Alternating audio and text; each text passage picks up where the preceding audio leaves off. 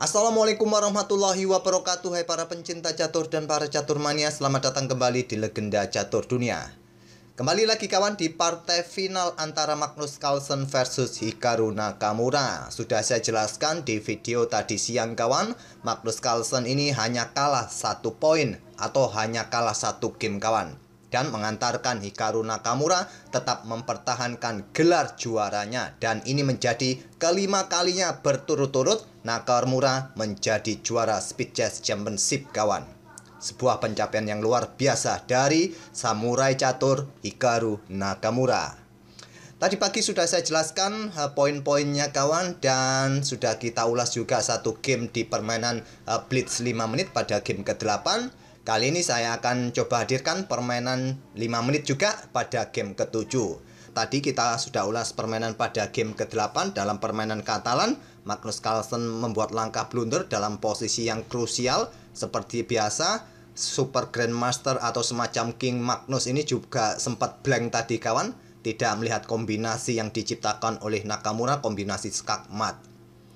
Di sini permainannya tidak Katalan seperti biasa, pion D4 dan bermain dengan permainan India dan berubah ke bentuk King's Indian Defense kawan. Magnus Carlsen langsung rokade di langkah keempatnya, dan tentu saja pion E4 untuk mendapatkan kontrol petak pusat. Pion D6 kawan, dan selanjutnya gajah E2, pion H3 bisa jadi pilihan utama. Yang paling banyak ini gajah terang ke petak E2 kawan. Sebanyak 55.000 game bermain dengan gajah E2 ini. Tapi Nakamura memilih gajah terangnya ke petak D3. Jarang ada yang memainkan, tapi ada juga beberapa, masih ada ratusan game kawan.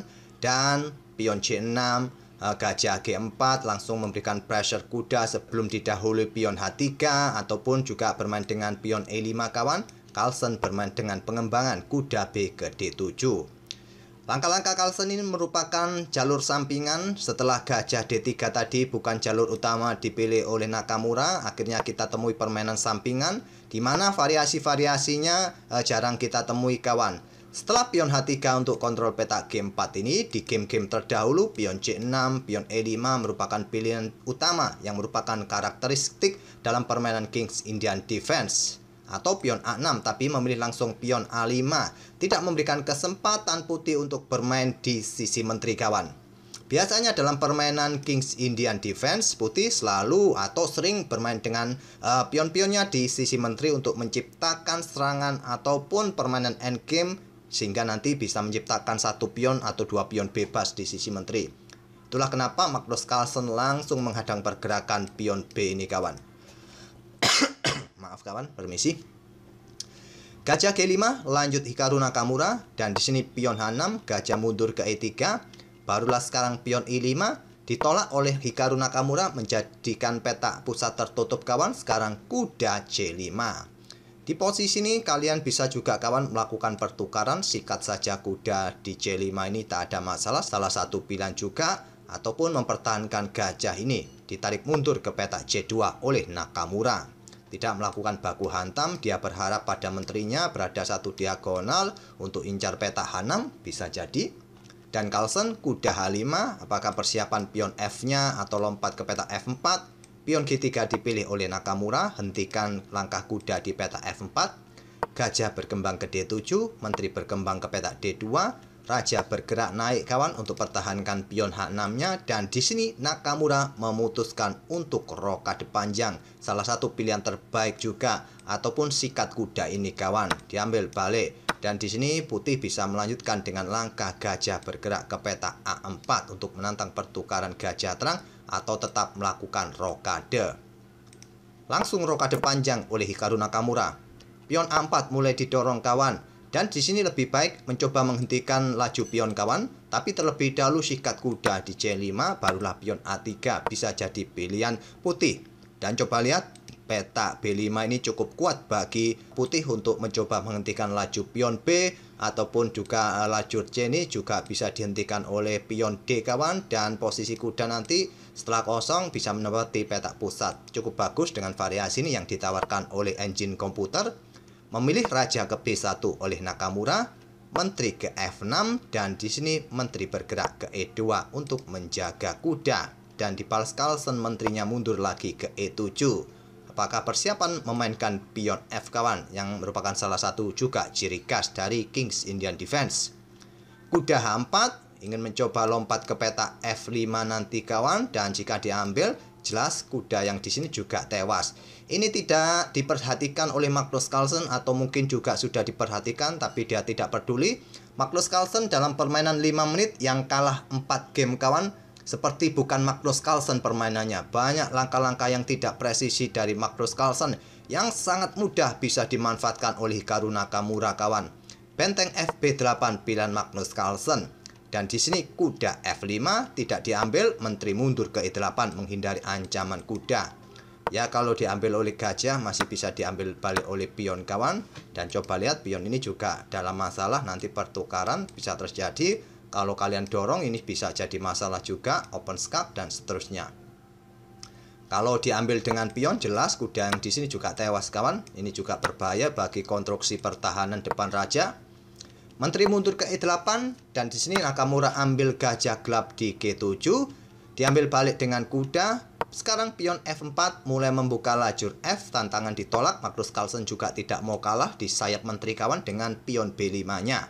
Dan Nakamura langsung bertukar gajah sikat kuda. Stockfish lebih menyarankan pion C pukul pion B4 terlebih dahulu, diambil balik oleh gajah ancam menteri kawan. Di sini bisa bergerak dengan menteri bergeser ke peta F2, nanti diikuti pion pukul pion dan terbuka lajur F kawan. Bisa juga dilakukan oleh putih.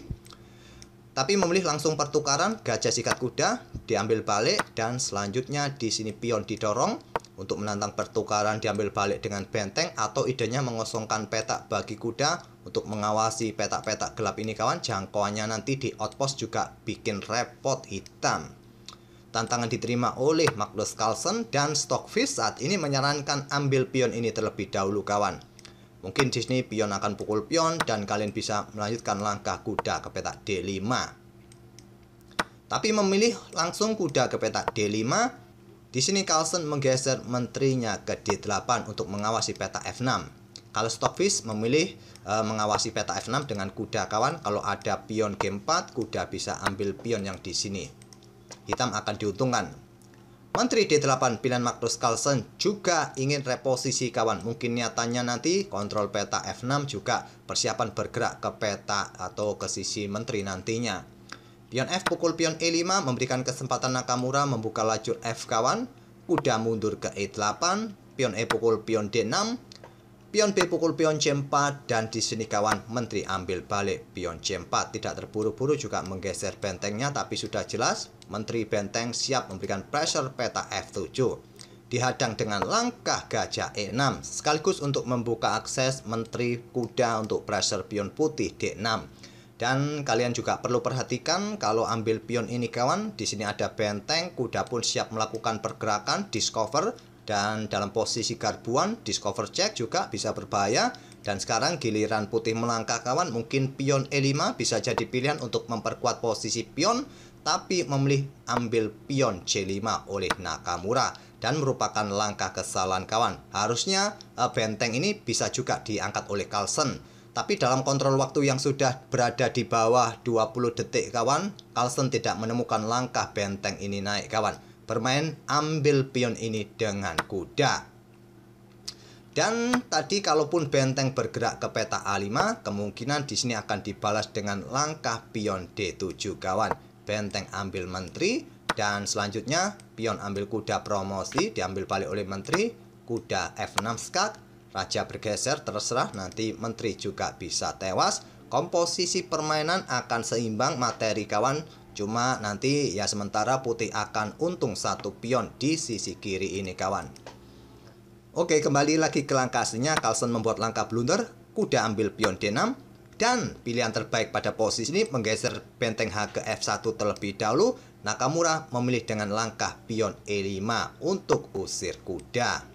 Dan memberikan backup bagi kuda yang ingin melakukan pergerakan discover kawan, ingin mendapatkan menteri. Bagusnya pada posisi ini kuda ini bergerak ke petak B7 kawan, sama-sama kalaupun ingin menantang ancaman terhadap menteri masing-masing yang merupakan pilihan terbaik. Tapi Magnus Carlsen lagi-lagi menemukan langkah blunder, bukan menemukan langkah terbaik, menemukan langkah blunder dengan kuda ke B5 ini kawan. Dimanfaatkan Nakamura dengan langkah kuda ke F6 skak. Raja bergeser ke G7, Nakamura mendapatkan kuda di petak D6. Dan langkah mengambil kuda ini menurut Stockfish bukan langkah yang ciamik, malah memberikan kesempatan permainan seimbang kawan.